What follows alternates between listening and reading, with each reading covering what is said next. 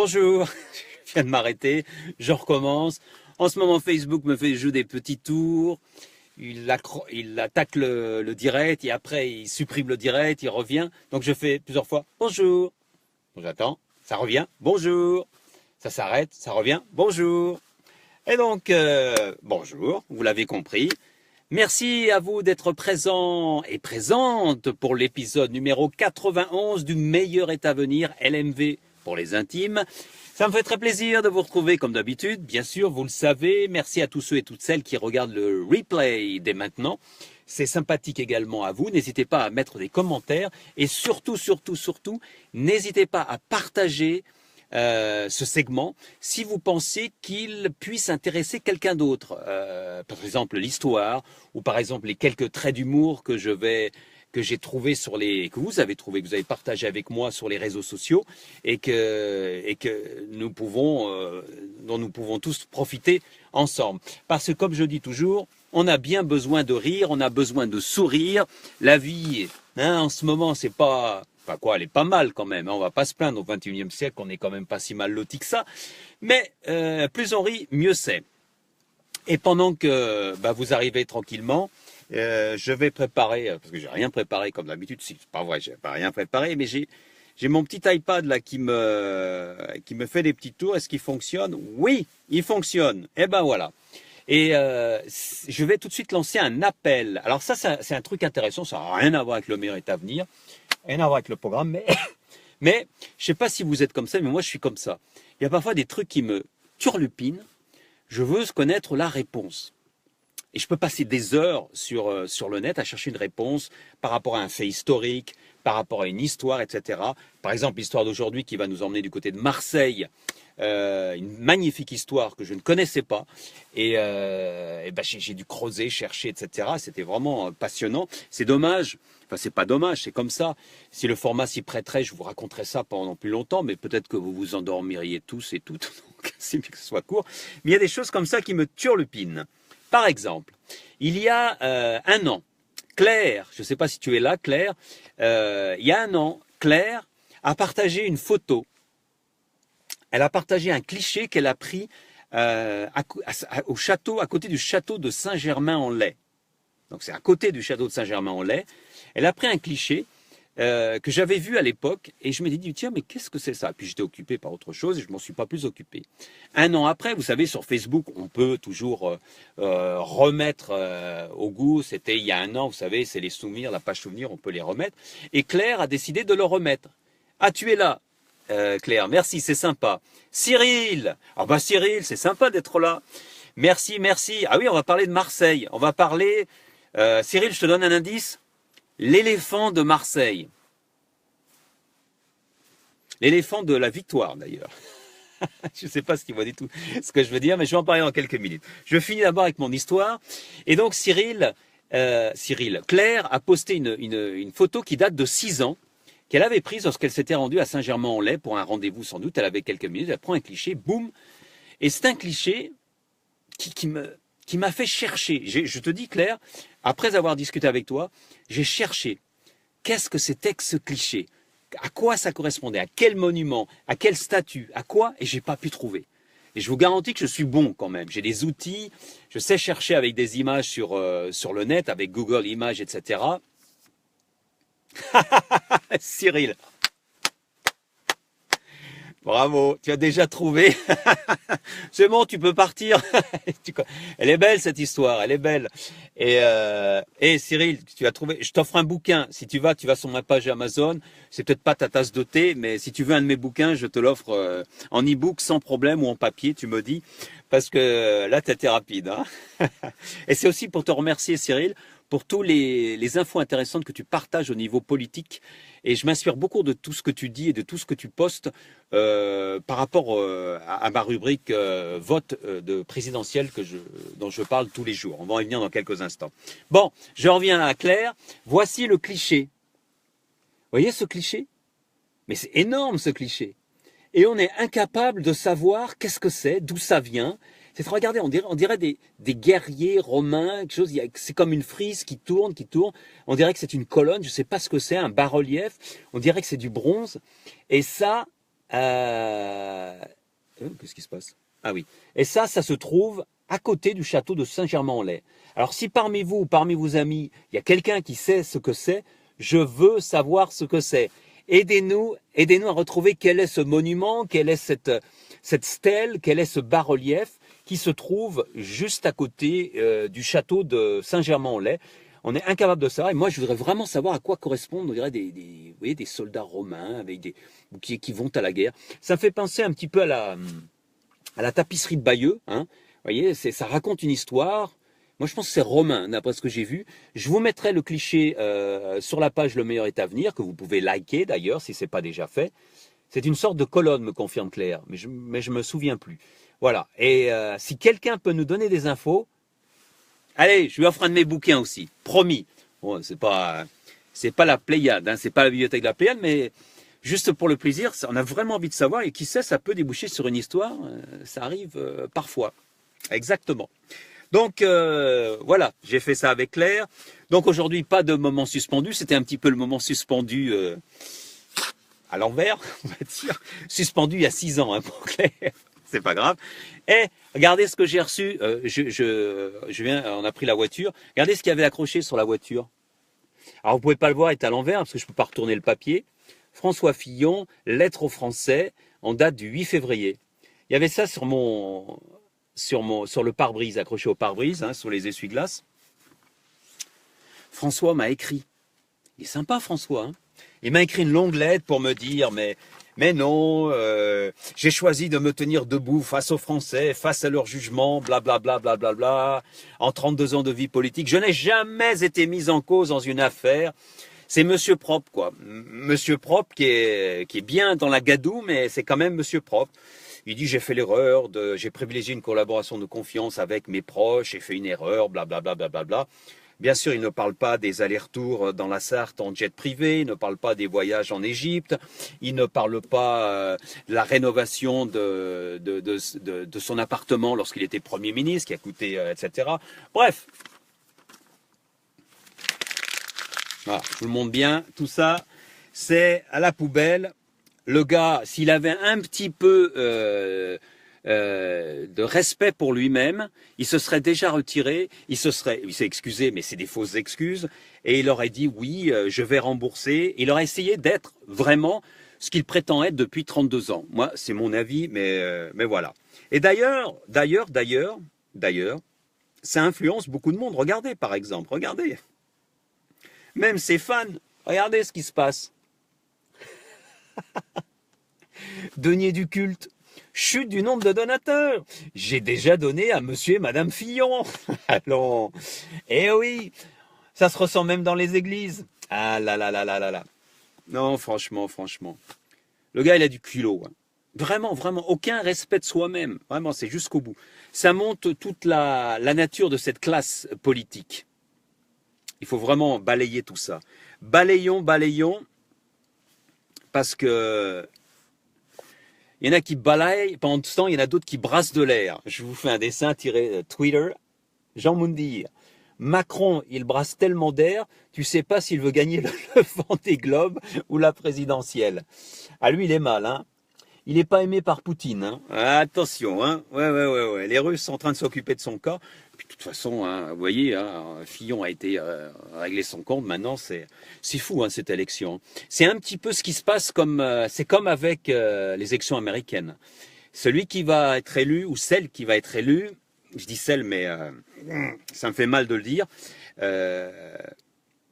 Quoi qu'on en parlait avec des amis, on se disait que finalement, Trump aux États-Unis, c'était une bonne chose. Peut-être que ça va donner une prise de conscience aux électeurs. Faites attention à qui vous élisez.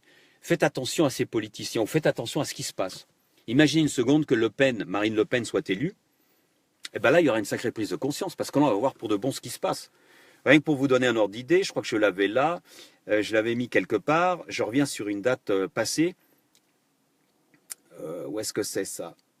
J'avais trouvé un sondage qui indiquait le nombre d'élus condamnés ou mis en examen par parti politique entre 1997 et 2012.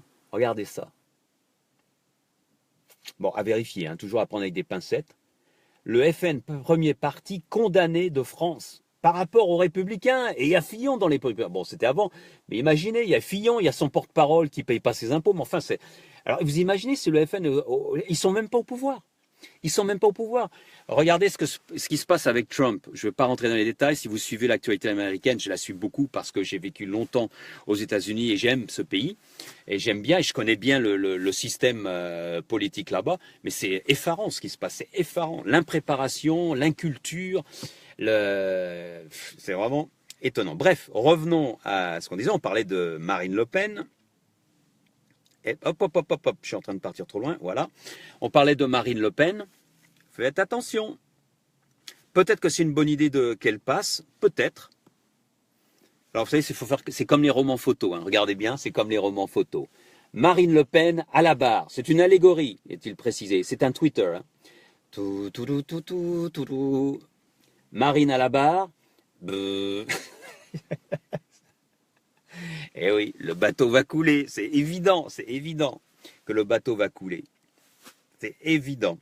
Enfin bref.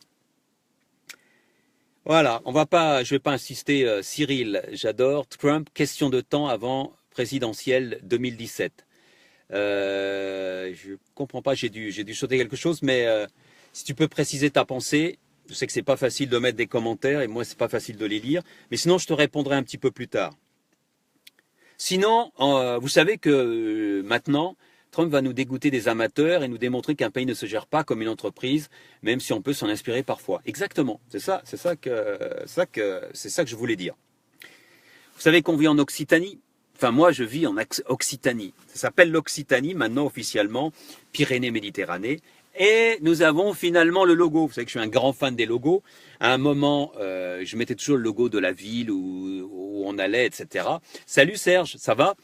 Et j'ai l'honneur de vous présenter, et le plaisir, le nouveau logo de l'Occitanie, l'ancienne région Midi-Pyrénées, Languedoc-Roussillon. Ben oui, hein, c'est pas mal, hein. Au moins, on est sûr d'une chose en Occitanie. On sait qu'on a la Wi-Fi. Non, je suis méchant. En fait, les 4 barres, c'est pas la Wi-Fi, c'est inspiré du drapeau catalan. Drapeau catalan qui a les 4 barres jaunes. Oh, il est pas mal, on va s'y habituer, hein, je pense que c'est pas mal.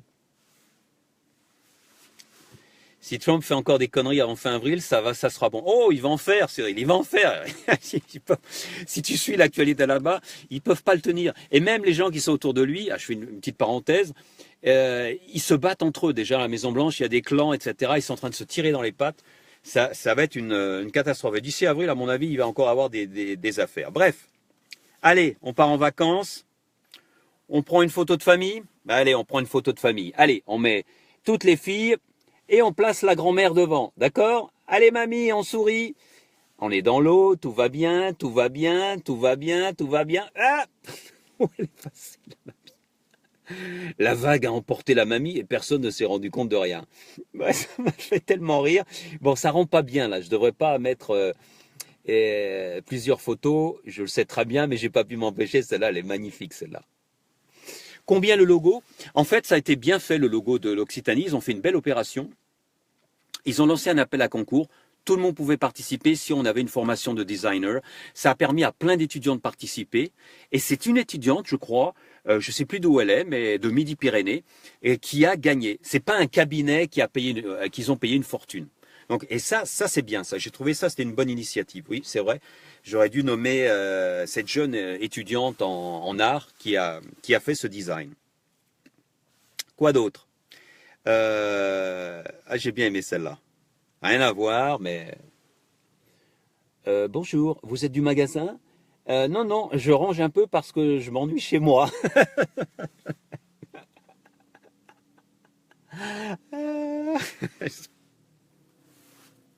Ça m'est arrivé de la faire, celle-là.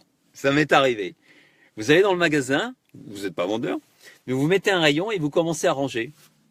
Et vous avez des gens qui viennent, vous demandez des renseignements, et il m'est arrivé de répondre, oui, là-bas, rayon 4, allez-y, pour le plaisir. Mais j'étais plus jeune, je ne fais plus ça maintenant. Ah, celle-là aussi, elle est bonne. Je suis lessivé. C'est comme défoncer, mais proprement dit. Excellent. Salut Claude et salut Jeanne, vous allez bien les filles? C'est gentil de faire un petit tour, de venir dire bonjour en direct. Et pour tous nos amis bretons, ce sera peut-être la dernière avant l'histoire du jour. Image rare d'un Queen-Aman, je ne sais pas si je prononce bien, à l'état sauvage. Wouh! Ah oui, c'est à l'état sauvage. Hein. Mais en gros, c'est vrai, c'est la plaquette de beurre avec un peu de pâte autour. Hein. Ouh, je vais me faire taper sur les doigts par les Bretons, moi. Ouh. Kenavo! C'est ça, hein? Je ne me trompe pas. Ah, encore une. Allez. Cette photo, j'ai rien à dire. Regardez juste. Domino Pizza, Weight Watchers. Vous savez quoi? Je me demande juste si le propriétaire est le même. Je sais pas. Le propriétaire des deux magasins est le même. Il s'est dit, je les envoie là et après, je les envoie ici. Pourquoi pas? Business, hein? Le sens du business. Allez, on a presque terminé. Je pense qu'on a fait le tour. On va s'arrêter là. Ah oui, la pression au travail, bien sûr. Répondez au sondage. Avez-vous de la pression au travail? Pas suffisamment. Il travaille chez Cronenbourg. Et puis, allez, la dernière. Bon, le cliché n'est pas très joli, c'est pas très propre, mais c'est bien fait. Avez-vous des principes? Cochez la bonne case. Oui, non. Désolé, je ne coche pas le premier soir. C'est bien, hein? Ah, j'aime l'humour français ou autre, mais c'est bien, hein? Les réseaux sociaux, c'est bien pour ça, pour partager toutes ces bonnes blagues. Il y en a des moins bonnes très souvent. Si vous aimez partager ou liker et partager tous ces trucs-là, les gens qui vous forcent. Mais ceux qui partagent comme ça, c'est vraiment bien et c'est vraiment très sympathique. Et la dernière, et celle-là a été partagée par Mercedes, elle a été partagée par Maribo, elle a été partagée par qui d'autre encore? Il faut que je le dise. Vous avez été nombreuses et Catherine aussi l'a partagée. Ça veut dire, si elle était importante, elle n'est pas marrante, mais regardez tout simplement. Au sujet du réchauffement climatique, on m'a un jour dit, on inventera sûrement bientôt une machine qui absorbe le CO2 et rejette de l'oxygène dans l'atmosphère. J'ai répondu que ça existait déjà. On appelle ça un arbre. C'est vrai, c'est bien dit. Hein. Cyril, comme l'industrie bouffe. Oui, exactement. Ils ont tout intérêt à ce qu'on mange la malbouffe, hein, tout ce qui est mauvais. J'ai parlé, si tu as le temps, dans l'épisode 88, je crois, de cette scientifique française qui a trouvé ce traitement contre le cancer, préventif du cancer. Elle n'a pas de moyens pour avancer et pour bon, elle avance, mais on lui donne pas des moyens parce que le lobby pharmaceutique n'a pas intérêt. Les traitements qui sont utilisés en ce moment pour les cancers, et je connais bien le sujet puisque je vous ai déjà expliqué pourquoi, a plus intérêt à utiliser les traitements qui sont en place et qui sont extrêmement coûteux. Enfin bref, on va pas revenir là-dessus. Donc voilà pour aujourd'hui. Alors, comme je le disais tout à l'heure, nous allons du côté de Marseille. Au nord de Marseille, à 20 km de Marseille, dans une petite ville qui s'appelle Gémenos. Je ne sais pas si je prononce bien. Mais avant d'aller à Gémenos, on va remonter dans le temps. On va aller au 19e siècle, exactement en 1892. Et qu'est-ce qui se passe en 1892? En France, on a déjà des entrepreneurs, comme de tout temps. Il y a eu des gens qui ont voulu faire des choses, qui ont voulu avancer, qui ont voulu faire du business, qui ont voulu partager les bonnes choses qu'ils créaient. Et c'est le cas de deux frères, les frères Dugonnet. Et non pas Dubonnet, il ne faut pas se tromper. Et ces deux frères ont décidé de créer une usine de thé. Ils ont voulu vendre le thé. Ils ont importé donc des thés et ensuite ils se sont mis à les revendre. Idée géniale qui est arrivée au bon moment. Ils avaient un bon sens du business, un bon sens des affaires. Et petit à petit, ils ont étendu leur usine. Et au fil des ans et au fil des années, ils ont agrandi leur gamme, agrandi leur savoir-faire, amélioré leur savoir-faire. Ils ont changé de nom et ils sont devenus ce qu'on appelle l'éléphant. Vous connaissez tous et toutes ces sachets de thé, l'éléphant, que je connais depuis que je suis né, hein, on les a toujours connus, etc.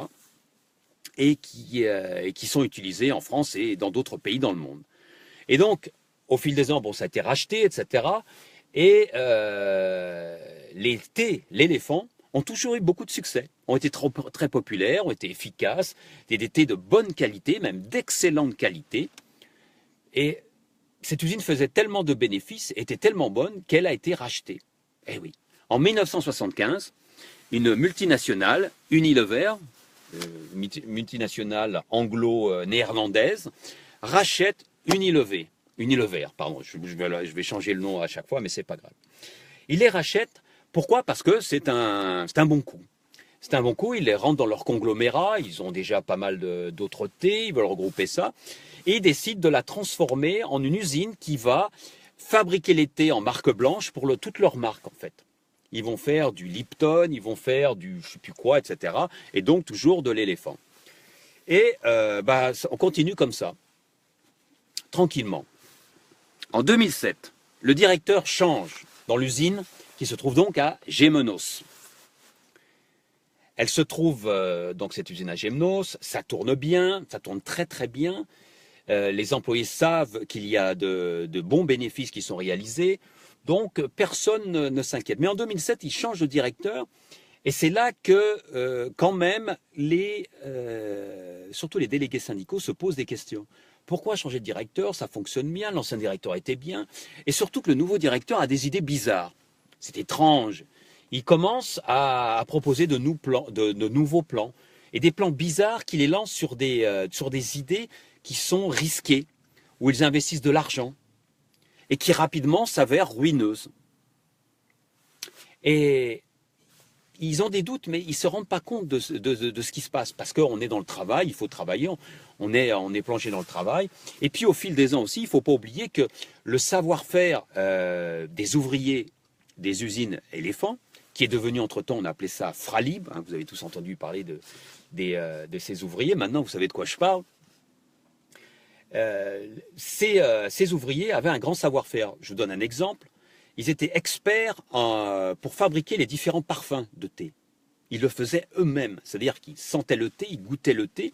Ils faisaient eux-mêmes dans l'usine de Gémenos les mélanges, c'est-à-dire qu'ils recevaient les tilleuls, ils recevaient le thé noir, ils recevaient la cannelle, le poivre, et ils faisaient eux-mêmes leurs mélanges. Donc c'est vous dire si le thé était de qualité. Jusqu'au jour où Unilever a dit non, ça coûte trop cher, on va arrêter ça. Et ils ont supprimé tout ce qui était fabrication de thé artisanal, donc avec l'être humain, pour remplacer ça par une fabrication beaucoup plus simple, c'est-à-dire on prend par exemple pour un thé Earl Grey, on prend le thé noir et on y mélange des petites billes synthétiques, c'est-à-dire des arômes synthétiques, pour fabriquer l'Earl Grey, c'est-à-dire qu'on le mélange, etc. On fait juste une espèce de mélange et voilà. Évidemment, c'est un petit peu la déception parce que c'est un savoir-faire qui disparaît, un savoir-faire qui existait depuis une centaine d'années, qui disparaît. Bon, ce sont des petites notes comme ça qui sont mises au fil des ans. On parle de rentabilité, on parle d'efficacité, mais bon, quand même. Les ouvriers sont fidèles à leur usine, ils aiment leur boulot, ils aiment ce qu'ils font, donc ils sont d'accord. Et à la place par exemple, de la zone où on fabriquait ces mélanges, eh ben on enlève tout, on supprime les machines, et on les remplace par des palettes qui vont faire encore plus qui vont être remplies de thé qu'ils viennent de fabriquer. Les cadences s'accélèrent. Là où sur une machine, il y avait une vingtaine d'oliviers, une vingtaine d'ouvriers, au fil des ans, on en met 10, après on en met 5, après, on en met 4, 3, 2, 1. C'est énorme. Donc, les cadences deviennent quand même infernales. Et donc, avec ce patron qui essaie de nouvelles choses et qui se plante, bien sûr, un jour, les délégués syndicaux sont convoqués par la direction. On est en 2010, à la fin 2010, et il les convoque. Et la nouvelle tombe. On va fermer l'usine. On va relocaliser l'usine en Pologne. Alors imaginez une seconde, et c'est émouvant quand même, hein, et je me mets à leur place de ces délégués syndicaux. Ils sortent de cette réunion, et personne ne sait rien de ça. Dans l'usine, personne n'est au courant. Les délégués syndicaux avaient un petit peu la puce à oreille avec ce nouveau patron qui avait en fait été mis là pour dégrader l'efficacité de l'usine de façon à avoir des justifications par rapport au prud'homme ou s'il y avait des procès ensuite. Imaginez une seconde ces délégués syndicaux qui sortent de cette réunion avec les patrons et qui voient tous les ouvriers en train de travailler tranquillement et qui pensent à toutes ces familles. Je ne sais plus combien ils étaient, il y avait peut-être 150, je crois à peu près 150 ouvriers à l'époque, donc 150 foyers, et qui vont devoir réunir tout le monde et leur dire, eh ben voilà, c'est fini, tout va s'arrêter, nous allons être licenciés, vous allez pointer à Pôle emploi. Des ouvriers qui sont là parfois depuis des dizaines et des dizaines d'années, des gens qui ont travaillé, qui ont donné corps et âme pour que cette usine et Fralib, donc le nom à l'époque, ou le thé éléphant, vivent et soient une fierté pour eux. Alors, le moment est difficile, mais il faut bien l'annoncer. Ils doivent annoncer la mauvaise nouvelle. Mais ce qui est bien du côté de Marseille, comme ailleurs, c'est qu'on ne se laisse pas faire. Vous avez peut-être suivi l'histoire. Moi, je n'étais pas en France lorsque cette histoire a débuté. J'ai vaguement entendu parler de la fin. C'est pour ça que j'en parle, parce que ça m'a beaucoup intéressé. Et je trouve que c'est une solution pour le futur. J'en ai d'ailleurs déjà parlé avec d'autres histoires. Ils se rebellent. Vous savez, ils se rebellent. Ils disent non. On ne va pas accepter cette délocalisation en Pologne. Surtout que tous les ouvriers savent que la multinationale fait d'énormes bénéfices. Et ces bénéfices ne sont pas réinvestis dans l'usine. Ils partent directement dans les poches, dans les poches des actionnaires. Ce sont les dividendes. Et ça, c'est pas possible. C'est ce qui les bloque. Si l'usine avait été déficitaire, si elle fonctionnait mal, si vraiment il y avait un problème, on aurait pu comprendre. Ils auraient pu comprendre. Mais ils ont tout donné. Ils font des bénéfices. Ils rapportent énormément d'argent. Et soudain, on délocalise en Pologne parce que là-bas, la main-d'œuvre est moins chère. Alors, le but d'Unilever, c'est très simple. On vire tout le monde, on déménage toutes les machines en Pologne et on recommence là-bas en faisant encore plus de bénéfices. Et là, c'est génial parce que les ouvriers se révoltent, disent non, on n'accepte pas ça et tout simplement, ils bloquent l'usine. Ils bloquent l'usine. Pourquoi ils bloquent l'usine? Et ils la bloquent jour et nuit. Pourquoi? Parce qu'ils ont peur, et ils ont raison, ils ont peur que s'ils laissent l'usine et qu'ils rentrent chez eux le soir et reviennent le lendemain matin pour faire les piquets de grève, pendant la nuit, les patrons des gens employés par les patrons viennent tout simplement enlever les machines et partent avec. C'est vite fait. Hein. On a déjà vu ça dans d'autres usines. Donc les ouvriers sont des Marseillais qui ne se laissent pas faire, restent là. Ils achètent même des matelas en mousse pour dormir dans l'usine pour être certains que ça ne se fera pas. Mais un bras de fer, combien de temps ça peut durer? Parce que d'un côté, vous avez Unilever, multinationale, 60 milliards de chiffre d'affaires, 170 000 employés dans le monde. En face d'eux, 70 ouvriers, sans aucune expérience réelle de ce genre de lutte. Hein. C'est une usine qui a pas eu de grève, qui a fonctionné normalement, parce que tout allait bien. Et les voilà en train de lutter face à ce géant. La lutte, c'est David contre Goliath. Et combien de temps elle peut durer, une lutte comme ça? Combien de temps on peut souffrir?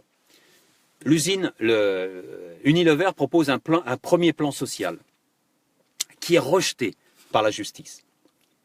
Quelques mois plus tard, il propose un deuxième plan social avec des indemnités, des licenciements, rejeté par la justice.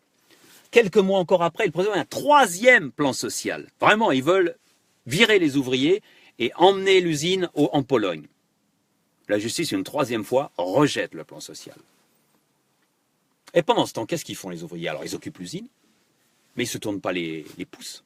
Et c'est ça, la motivation, sauver leur outil de travail, en solidarité, tous ensemble. Ils se mobilisent, ils font parler d'eux, ils font des opérations pour obtenir du soutien. Ils ont de la chance qu'en 2012, il y a l'élection présidentielle, donc les candidats viennent. Oui, on est avec vous, c'est un scandale, etc. Et puis aussi, ils réfléchissent.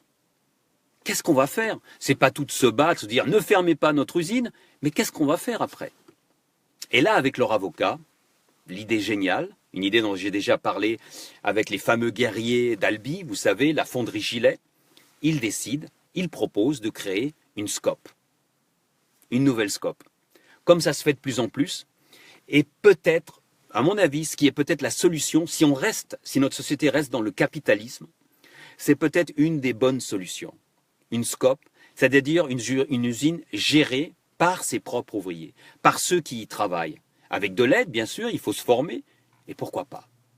Et les ouvriers décident de proposer ce plan-là à la justice. Alors ils continuent à faire leur grève, et bien sûr, l'un des symboles de la grève, c'est l'éléphant. Ils construisent un éléphant, ils fabriquent un éléphant en carton-pâte, et partout où ils vont manifester, ils l'emmènent partout en France, dans toutes les grèves. On les reconnaît, les Fralib, parce que c'est eux qui ont ce symbole de l'éléphant. Ils ont été malins au niveau du logo. Hein. C'était très très bien joué. Et le voici cet éléphant, avec les Fralib qui défilent. Je ne sais pas quelle grève c'était, alors on ne le voit pas bien, parce que c'est là. Vous voyez cet éléphant qu'ils ont fabriqué. Et il va les accompagner dans leur lutte. Et ça, c'est génial. Ils décident, on y va, on ne va pas se laisser faire. D'ailleurs, à l'époque, les soutiens arrivent de toutes parts. Même des journaux. Regardez ça. Fralib en lutte. Prenez le patron, laissez-le infuser 45 secondes et reprenez les négociations. Ben oui, il fabrique du thé. Ça, c'est Unilever. Je trouve ça excellent. Mais combien de temps va durer cette lutte? Combien de temps on peut tenir comme ça? C'est difficile. Il faut avoir un moral d'acier. Mais la force des Fralib, c'est qu'ils sont un groupe soudé, un groupe uni. Ils y croient. Ils vont de l'avant. Ils veulent accomplir quelque chose. Ils veulent que leur vie représente quelque chose. Ils veulent laisser derrière eux pour leurs enfants ou etc. un bel exemple. Et donc, ils serrent les dents et ils n'abandonnent pas. Résultat des courses. Après, tenez-vous bien, 1336 jours de grève, ils gagnent. Ils gagnent aux tribunaux. Non seulement ils gagnent aux tribunaux, et ça me donne la chair de poule parce que c'est vraiment une belle histoire, ils gagnent aux tribunaux, et Unilever est obligé d'accepter le jugement, de leur laisser les machines, alors, je crois que c'est à peu près 20 millions, ils doivent investir 20 millions, quelque chose comme ça. Je n'ai pas les détails parce que ce n'est pas ça qui nous intéresse, mais c'est l'esprit, moi, qui m'intéresse surtout. Toujours est-il que les ouvriers, ceux qui se sont battus pendant plus de 3 ans, près de 3 ans, réussissent et gagnent, et ils peuvent créer leur SCOP. Ils vont l'appeler la SCOP T, et je me fais un plaisir de vous montrer ce logo, une belle histoire. Ils créent la SCOP T, et donc reprennent les machines, se relancent avec une 50aine d'ouvriers. Les bâtiments sont, eux, rachetés par la communauté, la collectivité de la métropole d'Aix-en-Provence-Marseille, parce qu'ils ne pouvaient pas racheter les bâtiments non plus, qui vont louer donc à la collectivité. C'est génial. En plus, à l'époque, il y avait, comment il s'appelait le ministre à l'époque, qui voulait que ce soit tout français. Donc ça tombait bien pour lui, c'était Montebourg, c'est ça, qui arrive à leur arranger un loyer pas trop cher pour débuter. Et c'est comme ça qu'ils peuvent repartir. C'est une magnifique histoire qui se termine de belle façon. Et l'or. Ça, c'était ils ont gagné en 2014. Ils ont relancé la SCOP T, donc qui fabrique des nouveautés. On est pratiquement 3 ans après. Parce que c'est bien de gagner. Mais qu'est-ce qu'ils sont devenus? Alors d'abord, il a fallu relancer les usines. Ensuite, il a fallu fabriquer un thé parce que Unilever a gardé la marque l'éléphant. Ils ne peuvent plus utiliser la marque éléphant. Ils voulaient avoir la marque éléphant, mais ils ne peuvent pas la garder au procès dans les négociations. Unilever a gardé la marque. Je ne sais pas ce qu'ils veulent faire de la marque, mais bon, ils voulaient garder la marque, Pas grave, ils créent une nouvelle marque. Et quel nom ils leur donnent? Vous le savez sans doute, 1336. C'est la marque qu'ils utilisent pour célébrer, c'est un symbole, 1336 jours de grève. Comme le gros éléphant qu'ils ont gardé dans l'usine et qui est un petit peu leur mascotte, énorme mascotte, qui se trouve donc dans l'usine de Gemnos. Je ne sais pas si je prononce bien Gemnos, c'est pas grave. Et donc voilà. Alors, ils relancent le marché, ils cherchent de nouveaux débouchés. Et ce qui est bien, c'est que les grands supermarchés, les grandes chaînes de supermarchés jouent le jeu et acceptent de leur acheter leur thé. Mais les ouvriers de Gemno sont des gens formidables. Parce qu'ils n'ont pas fait tout ça juste pour dire on a gagné, on va s'en mettre plein les fouilles. Pas du tout. Leur but, c'est pas de devenir millionnaire ou milliardaire, c'est de gagner décemment leur vie en proposant un produit de la meilleure qualité possible. Et c'est ce qu'ils ont dit et c'est ce qu'ils ont fait. Parce que leurs produits, leurs thés sont bio, ils sont vraiment bio. Et lorsque vous les écoutez parler, j'ai écouté quelques interviews, j'ai regardé les reportages, je suis allé dans les archives, les gars sont vraiment sérieux. Ils ne sont pas là pour faire du fric. Ils sont là pour gagner leur vie. D'ailleurs, ils ont bloqué leur salaire. Leur salaire, maintenant je ne sais pas, mais à l'époque, lorsqu'ils ont recommencé, était entre 1600 et 1800 euros par mois. Donc, c'est-à-dire que ce n'est pas une fortune, mais ça leur permettait de vivre décemment et en même temps de fournir un produit d'excellente qualité. Et leurs produits sont en demande. Les chaînes d'hypermarchés leur demandent des produits. Alors, il y a un problème. Ce qui s'est passé ensuite, c'est qu'il y a eu une telle demande, il a été difficile de suivre parce qu'il faut fournir, il faut fournir, il faut fournir. Et non seulement il faut fournir, mais les supermarchés, ils ne vous payent pas tout de suite. Non seulement il faut leur fournir longtemps à l'avance, mais ils vous payent 2 mois après la livraison. Il y a tout un système, je ne connais pas trop, mais disons que la trésorerie, c'est extrêmement difficile à gérer. Et non seulement ça, il y a un autre point qui est venu problématique, et si vous allez sur la page Facebook de 1336 ou de Scopti, vous verrez, je vais vous la mettre, hein, je vous la mettrai en lien, vous verrez, le problème, c'est l'usine. Et là, ils ne s'attendaient pas à ça, c'est-à-dire le loyer de l'usine.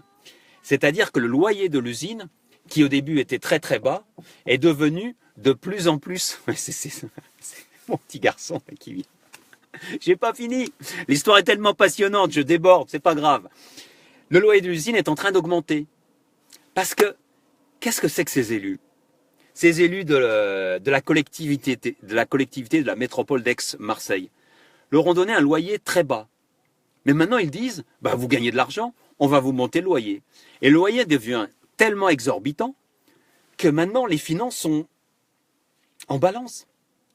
La SCOP, donc Scopti, peut à peine payer et balancer. Ils attendent l'argent des supermarchés, mais en même temps, ils peuvent pas, ils n'ont pas de trésorerie. Je ne vais pas vous expliquer dans les détails. Donc il n'y a qu'une chose à faire. Et j'ai fait toute cette histoire pour une seule raison. La prochaine fois que vous allez acheter du thé, d'ailleurs même si vous n'aimez pas le thé ou de l'infusion, achetez la marque 1336. C'est le meilleur service que vous puissiez leur rendre. Et moi c'est sûr, moi je bois beaucoup de thé, je ne connaissais pas du tout l'histoire, je ne connaissais pas la marque. Eh bien dès demain, je vais acheter du 1336 et je vais en faire des réserves. En plus, j'ai regardé partout, il est réputé d'excellente qualité. Il est bio, il n'est pas cher. Donc vous n'avez aucune raison, et je n'ai aucune raison, de ne pas soutenir des gens qui ont mis leur âme, leur cœur dans leurs produits et qui ont pris des risques énormes pour que leur usine survive à Gemnos. Alors soutenons 1336, soutenons les ex-Fralib parce qu'ils le méritent vraiment. C'est exactement comme la fonderie Gilet d'Albi, qui a repris leur usine avec une SCOP. En fonderie, je ne peux rien faire, je ne peux pas acheter de la fonte, je ne peux pas acheter de l'acier, ils sont dans un autre domaine, ils sont B2B, mais je peux acheter des T 1336. Vous êtes comme moi, je compte sur vous. D'ailleurs, je vous montrerai mon T 1336 dès vendredi. Magnifique, non? Non, c'est une belle histoire. C'est une belle histoire parce que c'est des choses comme ça qui font chaud au cœur et qui me rassurent au niveau de la France. Vous voyez, la France, l'Europe, etc. Eh bien, on est bon en France, comme partout. Il y a des gens de bonne volonté absolument partout. Mais il suffit d'y croire et ce sont des exemples comme ça qui peuvent renforcer ça. Voilà les thés 1306, on ne le voit pas bien. Je vais essayer de vous montrer, vous voyez. Voilà, ce sont ces thés-là qu'il faut acheter. Dès demain, dans les usines, dans les supermarchés, dans votre hypermarché, Carrefour, Casino, Auchan, Leclerc, allez-y, achetez-les. Il faut soutenir les ouvriers de Scopit. Ils sont formidables et ce sont des gens absolument géniaux. S'il y en a un qui écoute, vraiment, je vous félicite. C'est fini pour aujourd'hui. J'avais une petite phrase à vous proposer, histoire de motiver. Je vais vous la proposer rapidement. La petite phrase de motivation de la fin. Si le petit Hugo qui est juste derrière la voiture me laisse le temps de terminer. C'est Suzy qui l'a partagé. La mort n'est pas la plus grande perte que nous subissons au cours de notre vie. La plus grande perte, c'est ce qui meurt en nous pendant que nous vivons. Je vous le dis, je vous le répète. Les gars de la Skopti, eh ben, ils n'ont rien perdu, ils se sont battus. Et vous vous êtes battus pourquoi? Qu'est-ce que vous avez fait de votre vie? C'est toujours temps, vous pouvez toujours commencer. Les gens dans la Skopti, il y avait des gens beaucoup plus âgés que d'autres. Il y en a même qui sont revenus après la retraite pour les aider, mais ça, je ne vais pas rentrer dans les détails. Pensez bien, la vie va très vite. Il est temps de faire des choix et de faire des actions. Je vois qu'il y a le petit Hugo qui passe par là, il est par là, il circule. Voilà. Oh, petit Hugo, coucou. Et là, il y a maman derrière aussi qui est là, qui attend. Alors, je vais y aller parce que nous, on va dîner, on va célébrer quelque chose. Et ben, vous aussi, je vous souhaite de passer une excellente soirée et on se retrouve vendredi pour l'épisode 92. Si vous avez aimé cette histoire, partagez-la tout de suite avec vos amis. Peut-être que ça va aussi les inspirer. Et puis, ça leur fera acheter du thé. Bonne soirée, merci, au revoir.